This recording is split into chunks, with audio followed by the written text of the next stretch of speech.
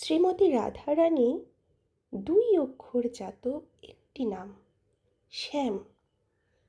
নামটি শুনে এতটাই অভিভূত হয়েছেন যে তিনি সখীদের জানালেন এই মধুর শ্যাম নাম শুনে তার অঙ্গ অবশ হয়েছে।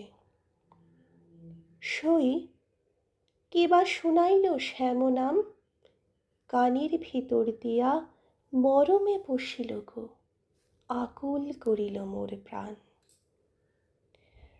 কানের ভিতর দিয়ে যখন কৃষ্ণ নাম মনের গভীরে প্রবেশ করেছিল, তখন থেকেই শ্রীমতী রাধা আকুল হয়েছেন। তার মনে হয়েছে নাম শ্রবণে এতটাই মধু আছে যে এই নাম তিনি বদন থেকে কোনোভাবে ছাড়তে পারবেন না। না জানি কতিক মধু শ্যাম নামে আছি গো, বদন ছাড়িতে নাহি পারে।